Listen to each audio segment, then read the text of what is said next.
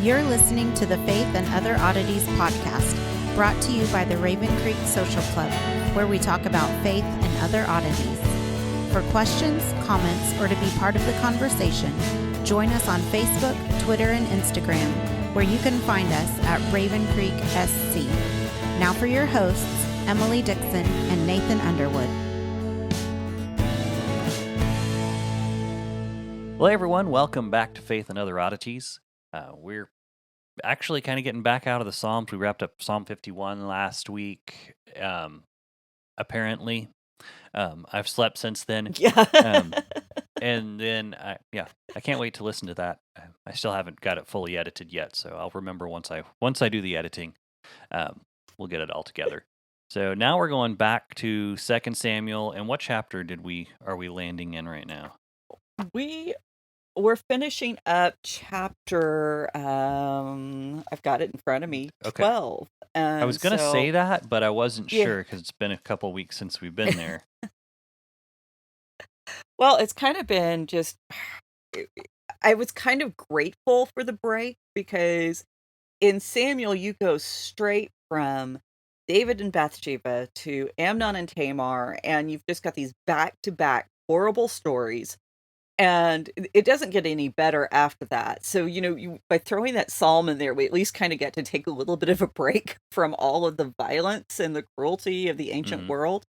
And I think I needed that. I don't know if our listeners needed that, but I needed that. So, we're going to pick up in verse 26 in chapter 13. Now, this little section here is picked up by Chronicles. It's the last point of connection we have between Samuel and Chronicles until I think it's 2 Samuel 21:18 is whenever Chronicles will pick up with it. And it kind of makes sense because the writer of Chronicles, remember, he doesn't include the story of David and Bathsheba. Mm-hmm. And everything that happens in 2 Samuel until chapter 21 is the consequences of David and Bathsheba. So you've got these consequences which are horrible, but since the writer doesn't give you the reason for the consequences in Chronicles, he doesn't give you the consequences. And there's a few slight discrepancies. We will talk about what they are. They aren't anything major, but for the most part, they really are word for word replication. So the writer of Chronicles, once again, demonstrates he definitely had access to the book of Samuel when he was writing. And the choice to leave those out, what these stories of David and Bathsheba and Tamar and Amnon were intentional on his part. So in verse 26, we're told that Joab has taken the city of the Ammonites, the royal city of the Ammonites. This is Rabbah. And in verse 27, we're told that he sends David messengers with the news, hey, you need to get here. So in verse 28, we have what the messengers say. It says, now gather the rest of the people together and encamp against the city, lest I take the city and it be called after my name. So Joab's saying, if I capture it, if I make the final push, then people are going to say that the city is mine and I'm going to get all the credit. And that's the verse that Chronicles leaves out. Now, Alter suggests a reason for this. He actually says that basically Joab is making a little jab at David, and he's saying, I did all the work. Now it's time for you to get out here and take the credit for it. Now, Arbanel, which is one of the medieval rabbis, he actually says that Joab's being appropriately humble, and he's saying, I'm not going to take credit for this conquest because you're king and you deserve it. So we have these two very different readings of the same text, and how you interpret that is really going to boil down to how you view Joab. The thing is, we don't have all of our facts yet about Joab, so I'm going to withhold my judgment on how you should read this passage until we get further into Joab's story, because so far he's been kind of a questionable character, but he's been questionable for the right reasons, if that makes sense. Because we have to remember he's the one who killed Abner back at the beginning of 2 Samuel, and he killed Abner because Abner had been loyal to Saul's son rather than being loyal to David. And David did not appreciate this much at all, even though Joab saw this as the right and correct thing to do within the political structure. So, trying to come to terms with who Joab is difficult. And I think it would be really interesting just to do a study on him, a really in-depth study on him. He would actually probably make a far more interesting Bible movie than a lot of the characters that we do make Bible movies on, just because he's so conflicted. Right. And I like that about him. I'm kind of drawn to those complex, ambiguous characters in most stories, and this is definitely one of those people. So verse 29, David does this. He does what Joab asked. He gathers the people and he takes the city. And in verse 30 it says, "And he took the crown from their king from his head. The weight of it was a talent of gold, and in it was precious stone, and it was placed on David's head. And he brought out all the spoil of the city. It was a very great amount." So the point of this verse is the treasures of Rabbah are immense. They're just literally they're gigantic. And this is notably displayed with the size of the crown. A talent is about 72 to 75 pounds. Some people say it can be up to 100 pounds. It kind of depends on who you're reading. But even at 72 to 75 pounds, that's still a significant weight to wear on your head. Right. And the problem then becomes, can any human being actually wear a crown of this size? Now, Zamora says it's no problem. We've got lots of artifacts and depictions in different digs where we've found, like Egyptians wearing these massive headpieces, and this was common at that time. However, the weight did cause enough concern with the rabbis that they developed these more creative solutions. Some say that it was suspended over David's head by some kind of mechanical device, maybe even magnets. And another explanation is maybe it was... But gold's not magnetic. So right. That one's done. Well, did it say it was a gold crown? Oh, I'm trying to remember. This has been, it worth it. Well, sorry, the weight of it was a talent of gold. That's you're right. I thought I heard gold in there somewhere. It has been a crazy week, and trying to stay on track has been a challenge.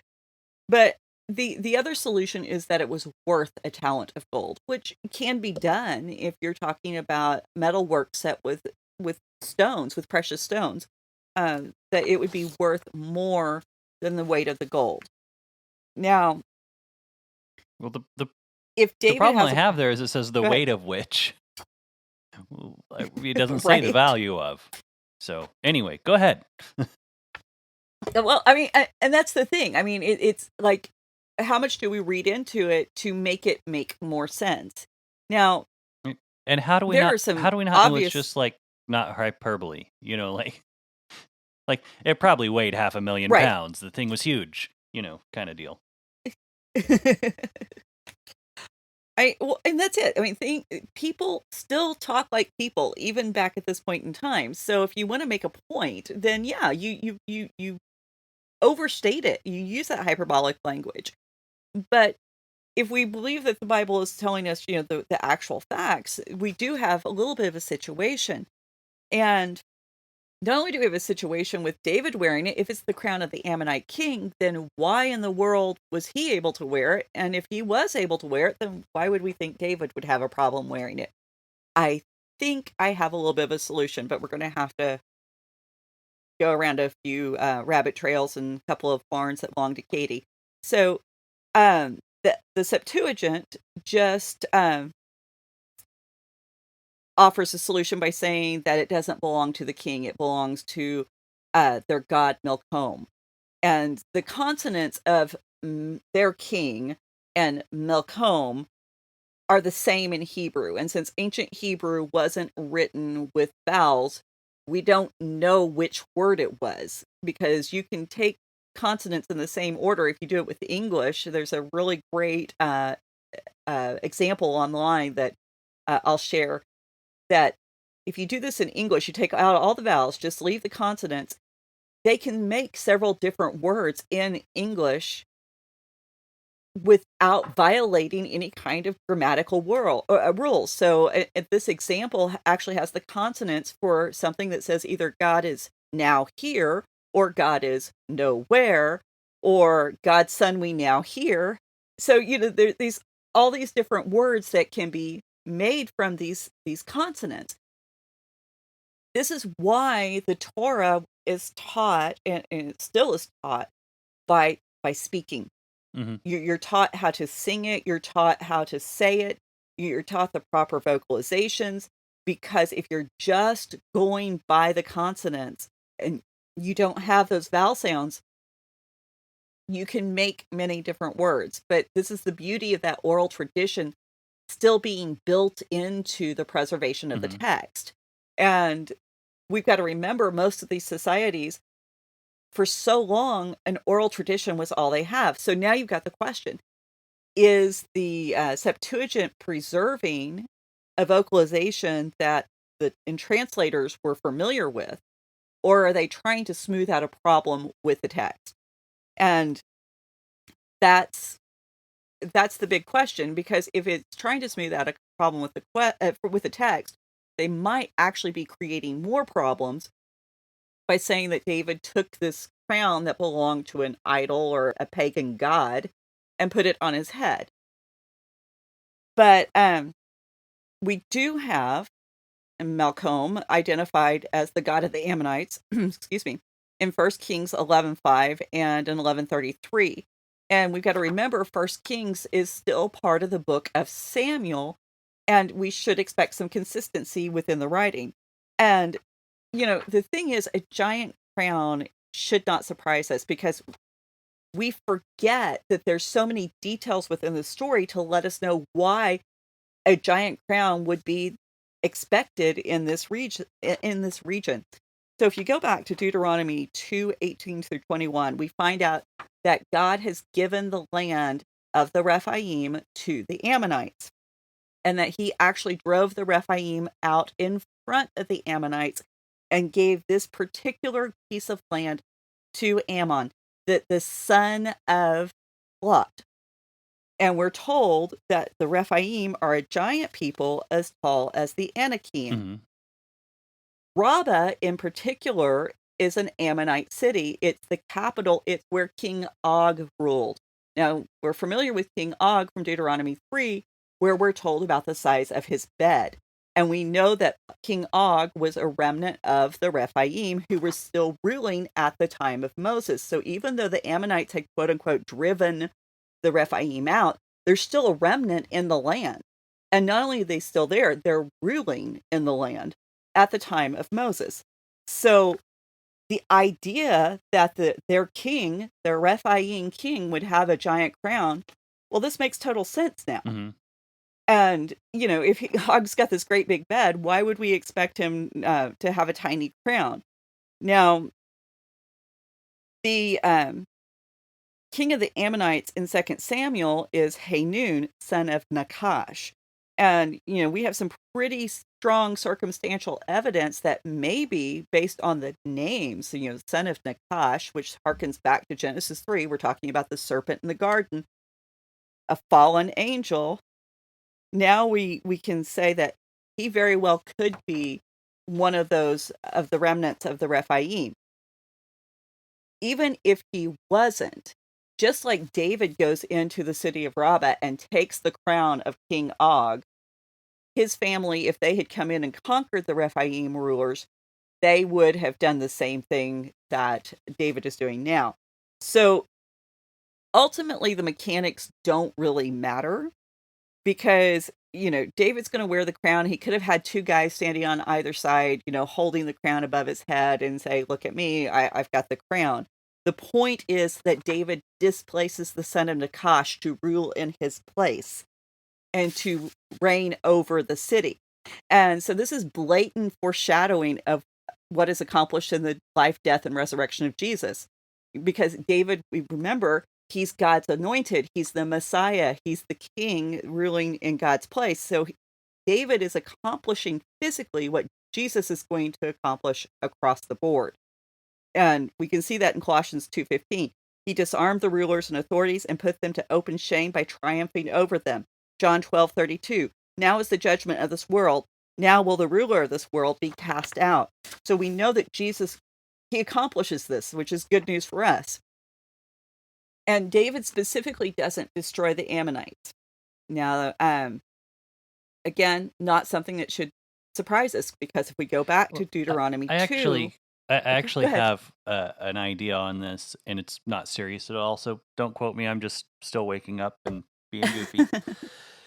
If it was like this oversized crown for some massive idol, could you imagine? We've known military guys. hmm I mean, what are they going to do? They're Oh, going to yeah. take it off. They're going to hold it over their head and be like, "Hey, look at this," Mhm. like, and they just didn't have a camera for the forced perspective shot. There you go. And so I mean, that's a possibility too. Very much so. And I think that, sometimes when we over spiritualize these stories to the point that we forget the humanity at play, we overlook simple solutions like that. You know? But even if he did it as a joke, you still, I mean, it's in the story, and you can't overlook there is some symbolism Exactly. there.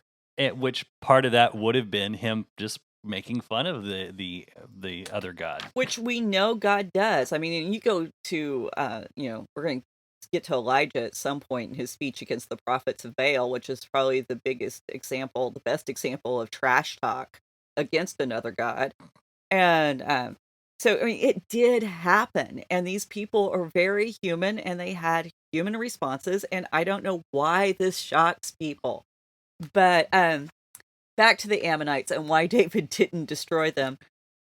Because why would God write a book about humans doing human things? That's a really good question. It might be so that we can figure out as human beings how to serve God correctly by going, you don't do this. Yeah, it's really funny. God made the human race, but we're shocked when he, records us accurately in his book. But anyhow, we should move on. You saw that door open and me start to step through. So the Ammonites were not destroyed. They're not part of the 7 nations that were set apart for haram or destruction.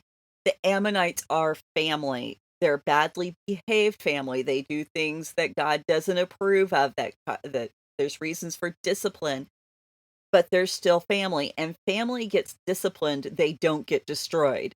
And the thing is, what David has to do is he has to enact a discipline that's strong enough and severe enough to make sure that the other surrounding nations don't make the mistake of thinking that they can, come in and undo what David has done.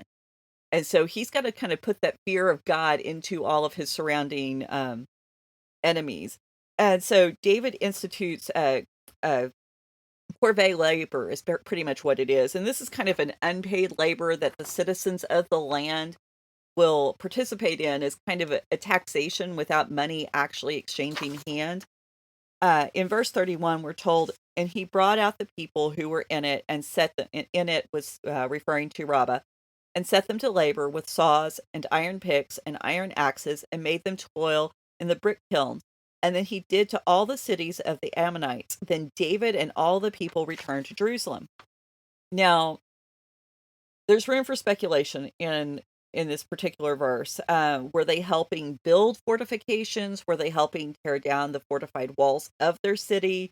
Uh, we really aren't told. There's the working in the kilns seems to indicate that there was some kind of building project going on, and we should expect that. I mean, David's a new king over a new kingdom, and he's building these new cities. He's building outposts. So definitely the idea of having, foreigners make bricks to build these fortifications was pretty common. We're very familiar with it, especially looking back at Exodus. But Right. also the idea of having them tear down the walls of their own fortified cities so that they would not be able to defend themselves should David have to come back in and get everybody back in line would have been very much in keeping. Now, Radek and Ralbug, the two of the rabbis from the Middle Ages again that we've referenced before, they claim that David used these tools, these iron axes and iron picks, to actually torture the Ammonites, and then ultimately he burned them alive in the kiln. I think that such a reading would go beyond the text, what's actually there, which, isn't uncommon with the rabbis. They like to add some drama when it feels a little dry to them. They want to make sure that their Jewish leaders are just bigger than life, and they're so over the top. But I think if you just stick with what's on the page, you have this very interesting and concise picture of David honoring both the covenant that God says he made with the Ammonites in Deuteronomy 2, but also still walking in the covenant God has with Israel. And I still find that very interesting that we have this idea of God making covenants and making promises to these other nations and giving them allotments of land, just like he did Israel, because we never talk about that. I mean, that is just not something in the Bible that we bring up that often.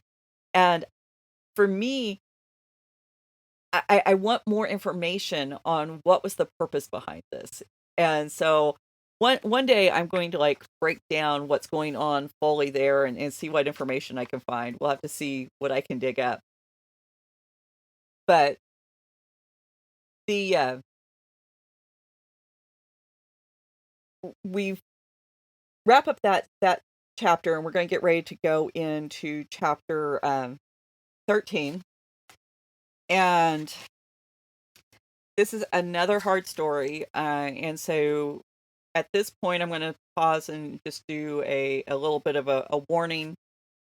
We are going to be talking about sexual violence and rape again. So if you're listening with the kiddos, you might use some discretion on this.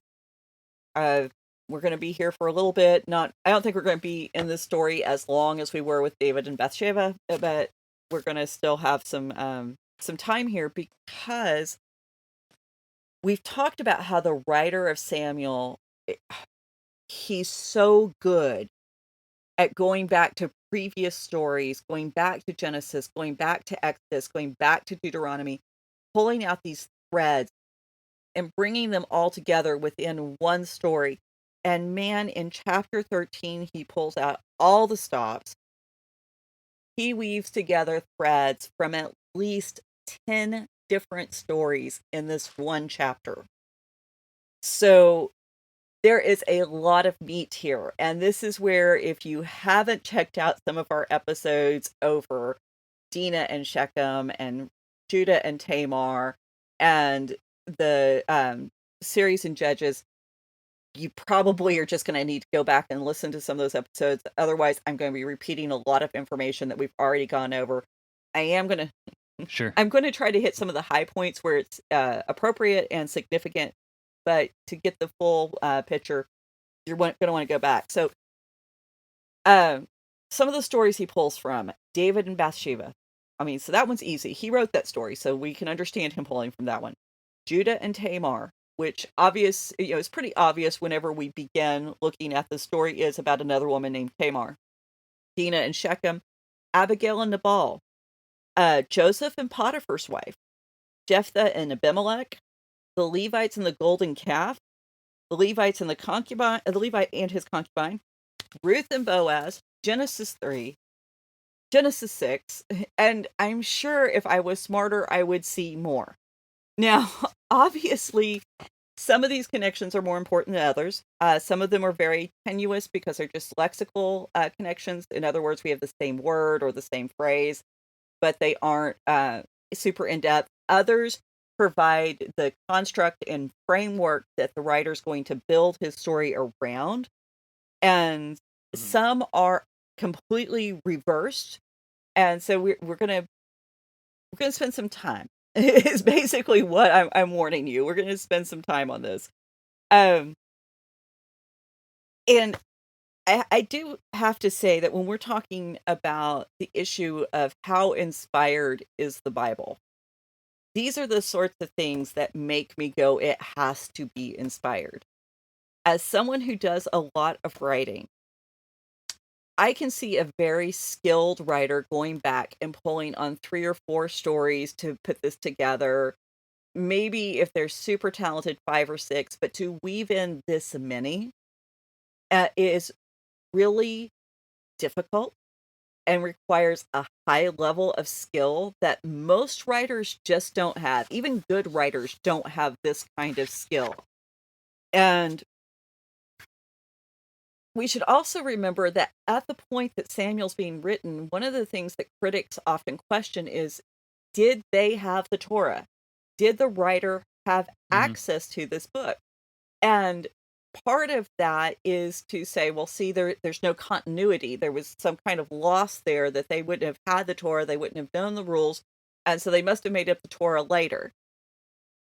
Well, if that's the case, then where did this writer get this level of detail? Because even with just the Joseph and the Potiphar's wife story, the way it's woven together, he either had to have had the story in pretty much the same format that we do, or God supernaturally revealed to him how we were going to get it. So even asking the question winds up elevating the level of scripture even beyond what somebody who says, oh yeah, they've had copies of this around, or they've had the oral tradition around since the time of Moses. And it's kind of funny to me that it winds up doing exactly the opposite of what they intend for it to do. But anyway, I just realized I walked past a few pages of my notes. So again, what follows is the consequences of David's actions with Bathsheba. It's going to be harsh. And we're going to pick up in verse 1. It says, now Absalom, David's son, had a beautiful sister whose name was Tamar. And after a time, Amnon, David's son, loved her. So the first thing we should notice is the very specific way in which the writer identifies our three main characters. Absalom and Amnon are David's son. Tamar is Absalom's sister. And if we remember back to David and Bathsheba, the way that a woman is identified, which man is she associated with, is significant. Because throughout Bathsheba's story, she's identified as the wife of Uriah. It isn't till the very last that she becomes David's wife. Matter of fact, in the genealogy in Matthew, we're told that Bathsheba is the wife of Uriah. So right away, we're alerted. There's something kind of funny going on with Tamar's relationship to her dad. The fact that she is specifically noted as Absalom's sister, not David's daughter, it should set us on edge a little bit. Now, overwhelmingly, Bible commentators agree that she is 100% David's daughter, but this is not a completely unanimous reading. Some of the rabbis point to the fact that that statement is never directly made as a reason to say that she's not David's daughter. Now, the reason why they're trying to do that is because later on in the story, she makes a statement that she could marry her brother, which we know according to Torah that incest is forbidden. And so this would not be a law that would allow, this would not be something allowed under the law. And even in First Chronicles 2:9, where we have a list of David's descendants, we have a list of David's sons, and then we're told that Tamar is their sister, not that she's David's daughter. Now, by making that little correction and giving us that out, that, okay, maybe she's not David's daughter, she's Absalom's sister, because Absalom's mother was married to somebody else and they had a kid together, so she's Absalom's half-sister. We kind of smooth out one problem with the incest question. The problem is it doesn't fit with the rest of the story.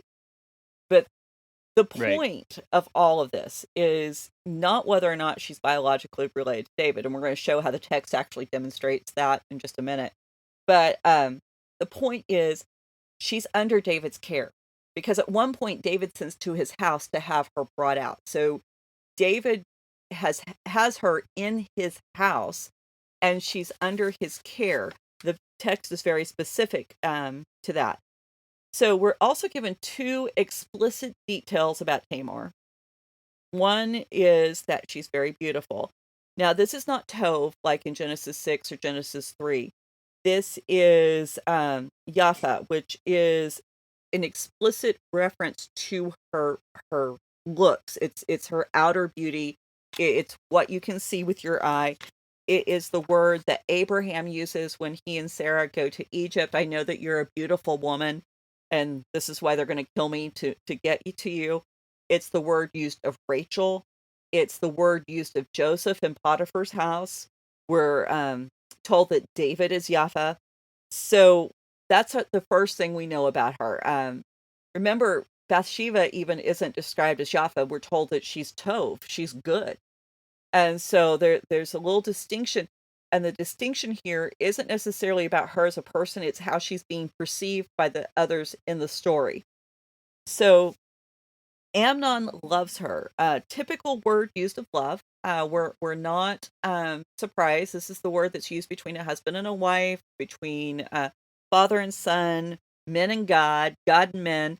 And so this is not some other word. It is the word for love that we find repeated over and over again. And this is going to be important.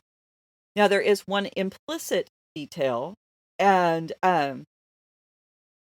that's her name, Tamar.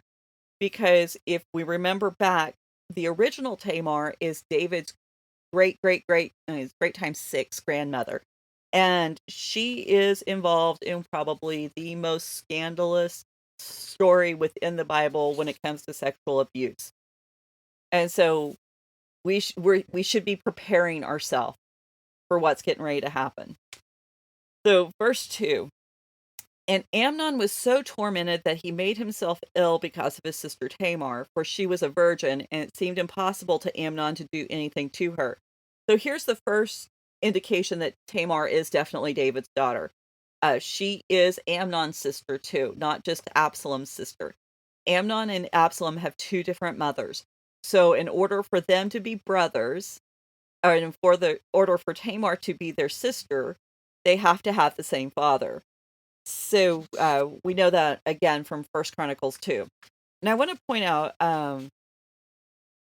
one thing in this, because when we have those explanations that try to solve problems within the text, like, oh well, she wasn't really Amnon's sister, she was just Absalom's sister, we actually wind up creating more problems. But it also shows us that many of the times people who come up with these solutions aren't reading the totality of the story. They aren't reading the full narrative. They're just picking out a couple of little proof texts here and there. And a lot of times the traditional reading is the traditional reading because it's correct. So don't be quick to throw out a traditional reading for some newer, fancy, brighter, shinier reading. Too often that's going to lead you astray. You need to go back to what the traditional reading was. And and occasionally traditional readings aren't always right. We know that. But this is why I think we've demonstrated that a few times on the show. Well, and this is why we have to vet everything that somebody says about the Bible. We have to take it right back to Scripture. We need to be diligent about this. We cannot be lazy about it. We need to be studying for ourselves, so we make sure that we're following teachers who are respecting the text. And not elevating tradition above the text, but also not disregarding what tradition might have to teach us. So, yeah, find that balance, and it's the separating the wheat from the chaff, if you will. Rightly dividing the word of truth, maybe. Those types of things, and even us. Check out what we're saying. Verify. I mean, don't take us. I mean, I'm definitely not an expert in it. Emily is a heck of a researcher, but that doesn't mean that she knows every single detail. I mean, she's relying on other scholars and bunch of work that's come before her. So, check out what we're doing. If you have questions about it, ask us. If you have information that seems contradictory to where our conclusions, feel free to present it. We'll take it into consideration. I mean, we're not. Yeah, so I just want to make sure everyone knows we're not exempting ourselves from that statement, because I don't, I'm glad to have the conversation and explore the possibilities, and then I kind of land on where I think things are, or I kind of see what I'm comfortable with accepting, or or I just kind of throw it up in the air and go, well, I know the important parts, and I'll just have to leave the rest up to God at times. And so, but as far as making us some kind of gurus or whatever, don't do that. I'm smart enough to be able to know I need other smart people. And that's kind of where I kind of fall on it. And the thing is, when you read a lot of diverse opinions and you begin to look at the various sides of the different arguments, you do begin to form your own opinions, but they aren't original. I mean, we go back to Ecclesiastes. There's nothing new under the sun. I guarantee you that's the case. 9 times out of 10 with Bible study, there's been very few times when I have found something completely new. So back to our text, we're told that Amnon makes himself ill. And now what I find interesting about this description, according to the standards of today, of our cultural climate, pining away, longing for someone is the standard that you have to hit to demonstrate that you are truly in love with someone. If you're really going to make yourself ill from desire, then this has to be true love. I mean, my kids were teenagers when the Twilight series came out. I suffered through all of those. We talked about them and the creepy stalker behavior. And how many of our romance novels, our movies, our TV shows are about how miserable one person is because they love another person so much. So, by this standard, Amnon's love is authentic. It's true, and he should be able to live that truth. I think I'm making my point. But anyway, there is a book called The Ethics of the Father, or The Wisdoms of the Fathers.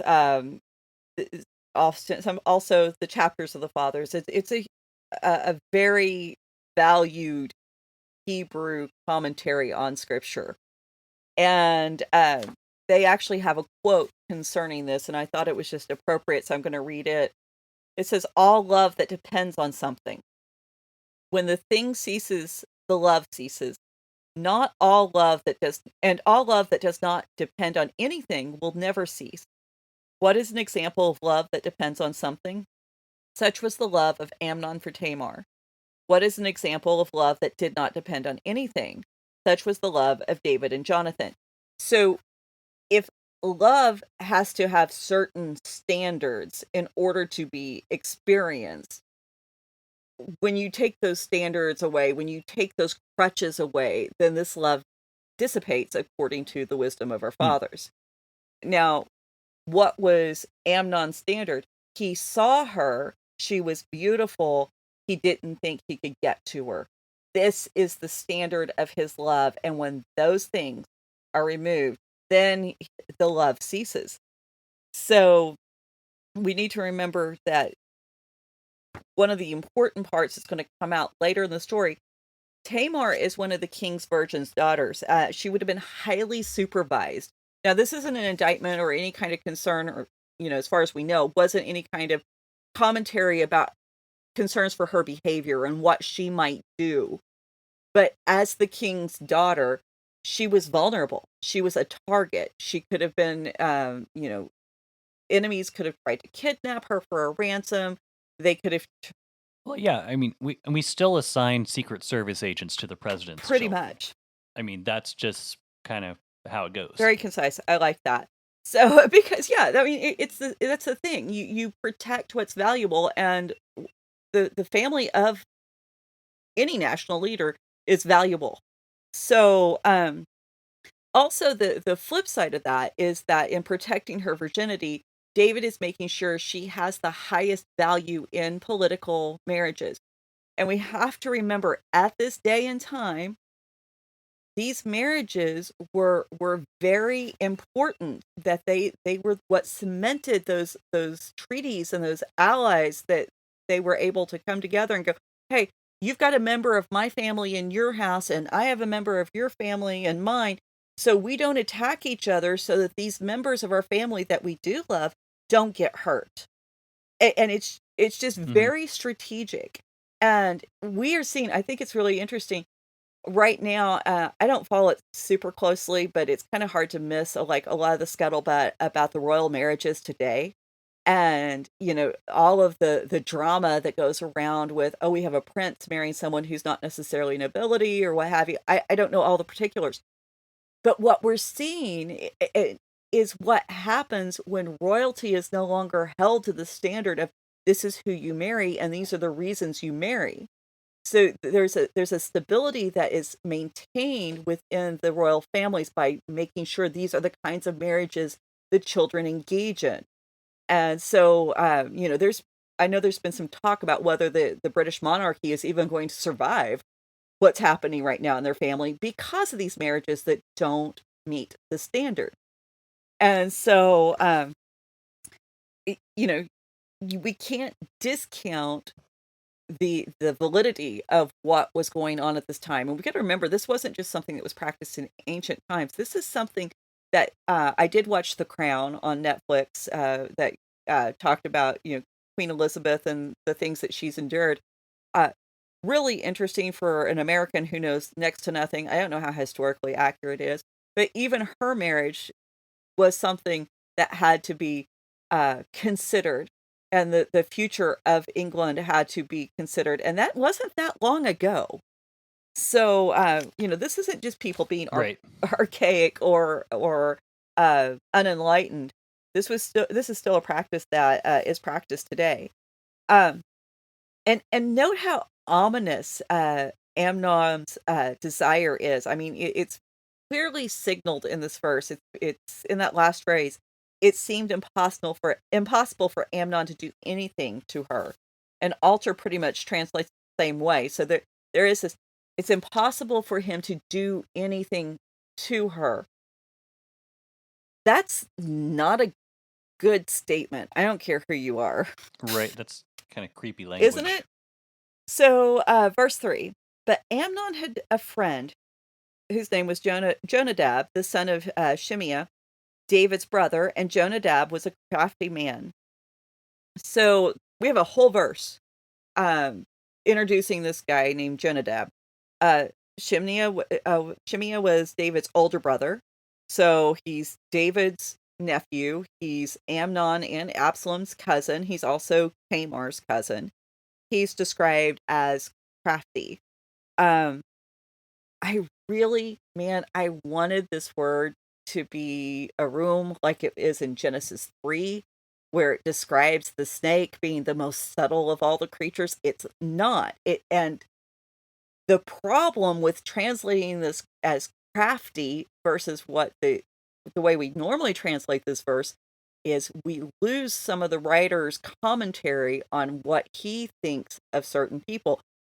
The word here is hokmah, which is wisdom. And so Jonadab is wise. He's not crafty, he's wise.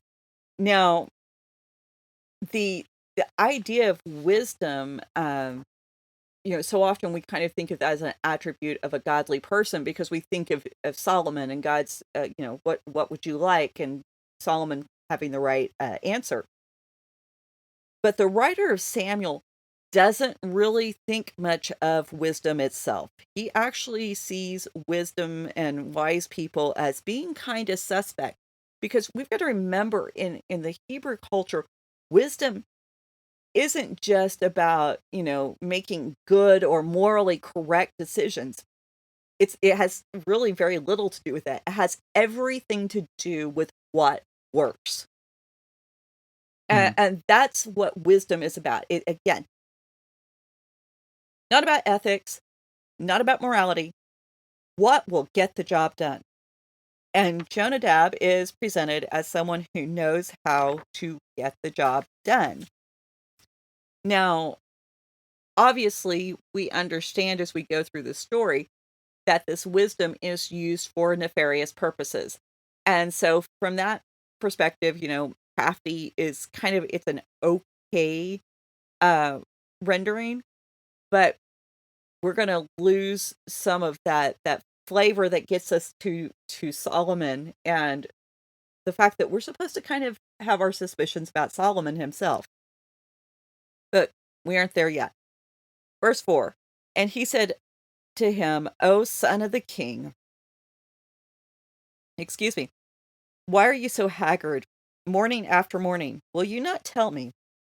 Amnon said to him, I love Tamar, my brother Absalom's sister.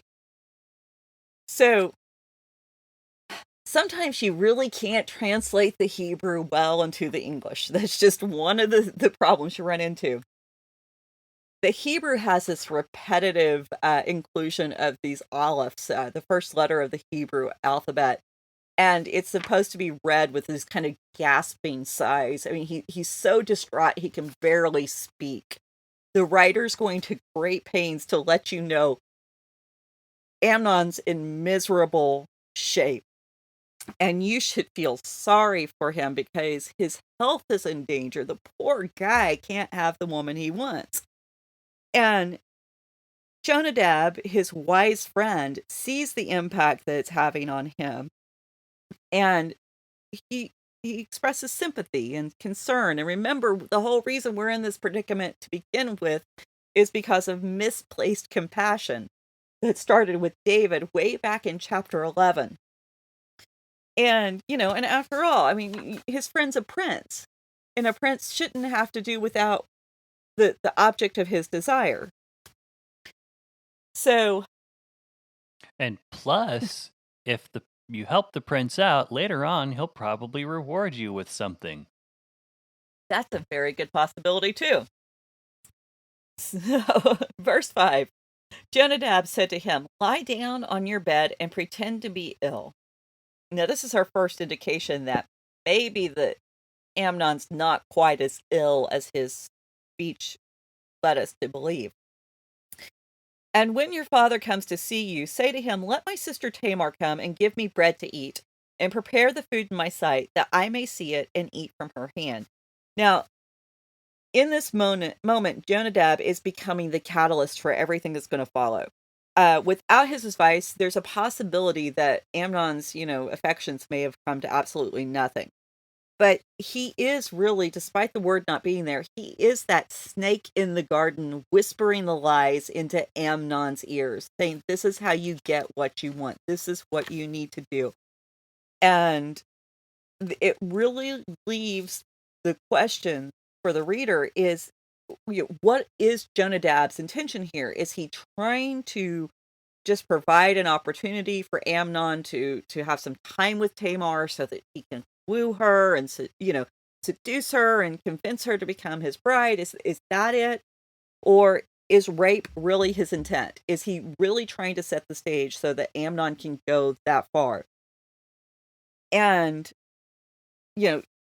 if Jonadab had been a good friend, a true loving friend, and not just a wise friend, he would have said, dude, what you're saying here shows me you're wrong, you're messed up, you need help, let's get this right, because your affections should not be focused on someone who is completely forbidden to you, according to the Torah.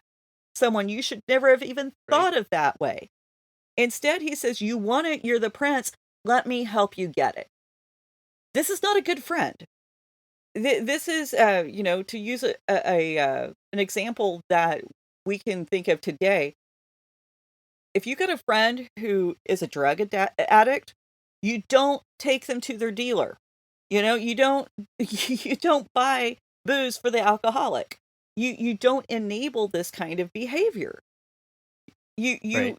And even if it's not like an addiction thing, when your friend wants something that's contrary to the word of God, you don't pat them on the head and say, it's okay. God loves you enough to want you to be happy. You tell them this is against God's word. You shouldn't injure the relationship like this.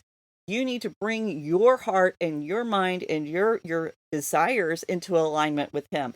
That's the work of the Christian today. It's not a salvation thing. That's different. But when you are truly in a relationship with God that is a saving salvation, our desire should be to be in alignment with God.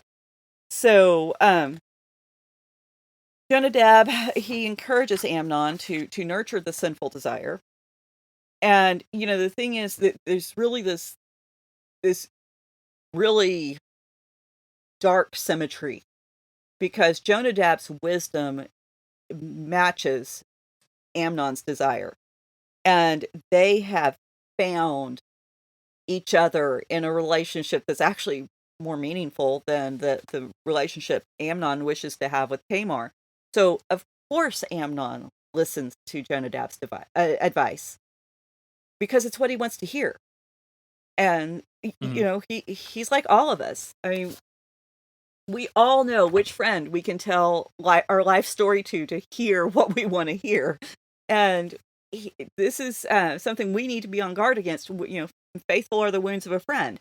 We need friends who will wound us when it's appropriate, and not to run away from that. So, and this may be why Solomon could write some of those great proverbs, because he understood where what seemed to be kindness had actually led people in his family astray and led to some really horrible consequences.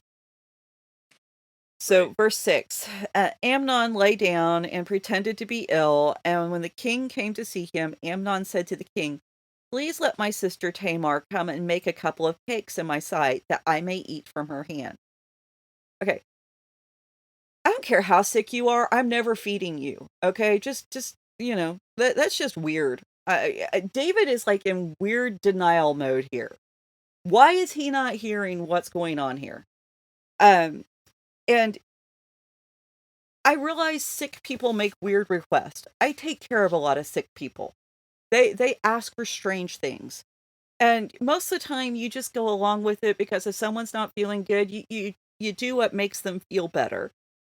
But when you read this in the Hebrew, that's when it gets really creepy, because David should have picked up on what he's saying. Now, Jonadab had said to Amnon, "Have her make lechem." This is the word for bread. This is, bet lechem, the house of bread.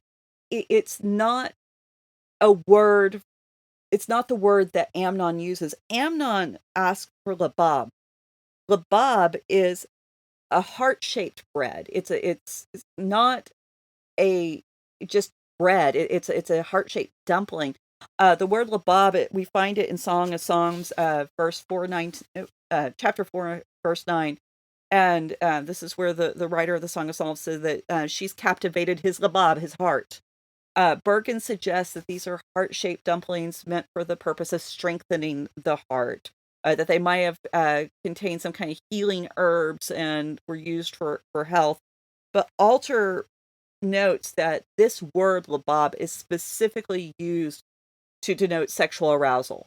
It's not an innocuous word. It's not a benign word. So either David's not picking up on the language, or he's being lulled into some kind of false security by the "my sister" language. But David, he says, actually, when he talks to Tamar, or sends for Tamar, he says, "Have her come make food." He doesn't even use the same word when he gives her the command. But the writer doesn't want you to miss what Amnon's saying. Amnon says it twice in the Hebrew, that he wants these heart-shaped cakes. Tamar, when she makes it, it says twice, she makes these heart-shaped cakes. So verse 7, and then David sent home to Tamar, saying, "Go to your brother Amnon's house and prepare food for him." So totally different words. So like I said, either David's in denial, or he's just missing things that he should be picking up on. Now, two things to note. David sent home for Tamar. So obviously she is living in his house, in David's house. Tamar is acting in obedience to her father. She's there because David sent for her and put her in this situation. So for the second time in the book of Samuel, we have this perfect example of why obedience does not protect women from violence. Anybody who says that obedience will protect women from violence has already outed themselves as someone who has not bothered to study what the scripture says about sexual violence. So As far as I'm concerned, they don't need to be listened to. That's just where I'm at. Because Tamar does not go out like Dinah or like Leah. She's gone from her father's home to her brother's home at her father, the king's command. So I don't know how much clearer the Bible can make it that it was in the middle of obedience that Bathsheba was violated, and it's going to be in the middle of obedience that Tamar is attacked. So the other thing to note is that David is unwittingly paralleling Uriah, because just like Uriah carried his own death sentence, now it's David's own words. His message is going to be what leads to his daughter's tragedy. So, verse 8. So Tamar went to her brother Amnon's house where he was lying down, and she took the dough, kneaded it, and made the cakes in his sight, and baked the cakes. You notice how many times we've got the word sight here? He wants to see it. He's looking at her. We know what's going to happen because we know the background. We've talked about that so many times on this show, that seeing and desire and taking, they all go together. And this is why we guard our eyes. So she's in the middle of doing exactly what her father had asked her to do. Verse 9, and she took the pan and emptied it out before him, and he refused to eat. And Amnon said, send everyone from me. So everyone went out from him. Now, the last time we heard this command used was back in Genesis 45:1. And this is when Joseph's brothers had come to Egypt, and they were pleading for the release of Benjamin. And Joseph, he can no longer control himself, and he breaks down, and he sends the servants away. And the idea there that when he revealed who he was reuniting with his family. He was reestablishing that relationship. When Amnon sends the servants away, it's so he can reveal his true identity. Absolutely. But yeah. Question. Well, go ahead and finish. Well, he reveals his true identity, but in doing so, he breaks the relationship with his family. And he's actually cut off from relationship with his brothers and his sisters. So that we see this full reversal, because the point is where Joseph's story kind of ends as far as with his time in Egypt and being reunited with family. That's where Tamar and Amnon's story begins. And we're going to see that continue throughout the story, where the writer in Samuel actually takes Joseph's story and turns it on its head within this particular account. And there's just lots of connections, and it's a lot of fun. So, well, I say a lot of fun. You got to find a different word. I do. You say a lot of things are fun that are definitely not fun. And I know you're probably using it. I know you're using it ironically. I know you're using it ironically. But just got to make sure that translates. The linguistics are fun for me. Not what we're talking about, but how he uses the stories and incorporates it. It's smart, and it's intriguing that he's able to do this. So you had a thought. No, I had a thought. The other thing that this reminds me of is Ehud and Eglon. You talking about sending people away. Oh, I hadn't thought about that.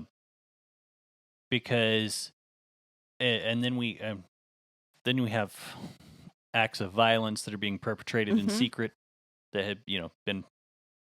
So I don't know because I was wondering. You said the last time we heard this was in Genesis. I was wondering if it was about the specific command and the verbiage used, or if there was something different, or if maybe you just overlooked that. I'm curious. It's a direct quote from Genesis.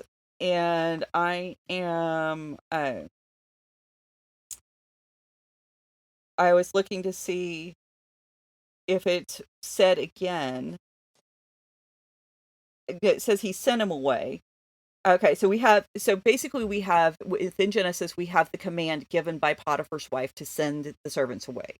And it's a direct quote. In Judges, it's not presented as a quote. We're told that it happens, but it's not given as a command coming out of Eglon's mouth. So Okay, so it's more due to specific verbiage rather than just Yeah, but there's definitely the themes there. But that's a good point, and we should mention that this is the reason why word studies can lead you astray. Because if you're just looking at a specific word, Heiser says this all the time. You've got to be looking for the themes, and so this is one time that, yeah, absolutely. So now we got 10 stories that the writer is building on, and so yeah, you definitely have you've got all of the things in place that should make you cringe for what's going to happen next. And that, I think, that's the point of what's being shown to us in this passage. David shouldn't have missed it. David should have picked up right away. There is something wrong in this story. Something's happening that shouldn't be happening. Why is David being so dense here? And so that's the setup, and that's the thing. We aren't even to the meat of the story, if you will. This is all introduction, because the story doesn't really take off until almost the end of the second half of the chapter, and that's when our true main character steps into the stage and begins to act. So we've got this set up, and we've got some other things that we're going to go into, but I think we're going to put a semicolon there, because I'm seeing we're coming up on time, and I don't want to lose the continuity with what comes next. Okay. Well, seems like a good place to break, and you're right. We are coming up right on time. So, hey everyone, thanks for joining us. If you want to be part of the conversation, hit us up, Raven Creek SC, on all the social media. RavenCreekSC.com is the website where you can find this show's show notes. That sentence got away from me.